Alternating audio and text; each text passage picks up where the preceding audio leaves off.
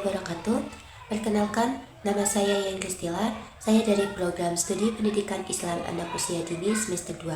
Saya di sini akan membuat video resume materi yang telah disampaikan oleh Kak Agus Muharram SPD tentang gugus depan. Teman-teman, tahu gak sih apa itu gugus depan? Gugus depan disingkat menjadi GUDEP. GUDEP ini adalah suatu kesatuan organik terdepan dalam gerakan pramuka yang merupakan wadah untuk menghimpun anggota gerakan pramuka dalam penyelenggaraan kepramukaan, serta sebagai wadah pembinaan bagi anggota muda dan anggota dewasa muda. Gugus depan pula ada tujuannya loh. Apa sih tujuan gugus depan ini? GUDEP dibentuk dengan tujuan untuk membina dan mengembangkan sumber daya kaum muda melalui kepramukaan agar menjadi warga negara yang berkualitas, yang mampu memberikan sumbangan yang positif bagi kesejahteraan dan kedamaian masyarakat baik lokal, nasional maupun internasional. Nah, ada juga peran GUDEP. Apa sih itu peran GUDEP?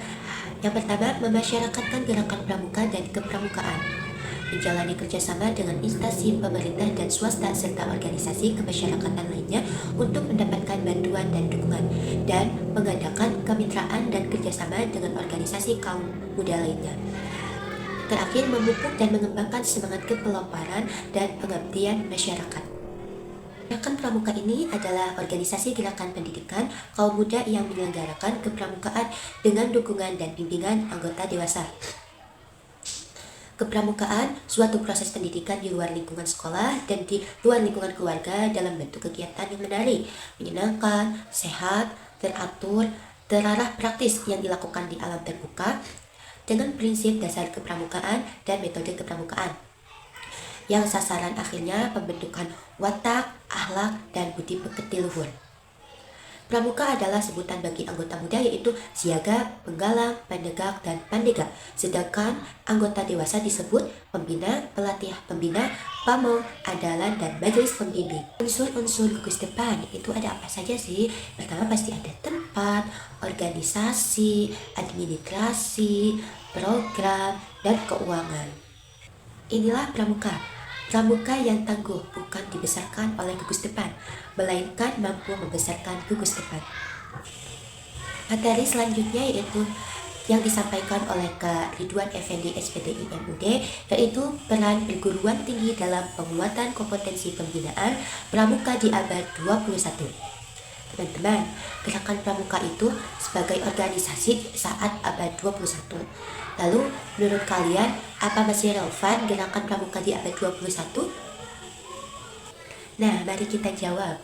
Gerakan pramuka masih sangat relevan di abad 21. Karena apa? Karena terus beradaptasi dengan perkembangan zaman dan kebutuhan generasi muda saat ini. Pramuka mengajarkan nilai-nilai karakter seperti kepemimpinan, kerjasama, kemandirian, dan kepedulian sosial yang sangat penting di era modern. Nah, di era society dan revolusi industri, pendidikan kepramukaan juga mengintegrasikan literasi digital, etika teknologi, dan keterampilan abad 21 seperti kreativitas, komunikasi efektif, dan adaptasi, sehingga generasi muda lebih siap menghadapi tantangan global dan perubahan sosial.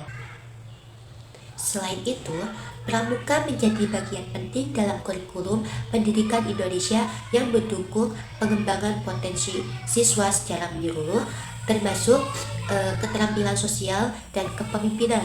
Program pramuka abad 21 juga diharapkan menjadikan siswa agen perubahan dan perdamaian di komunitasnya.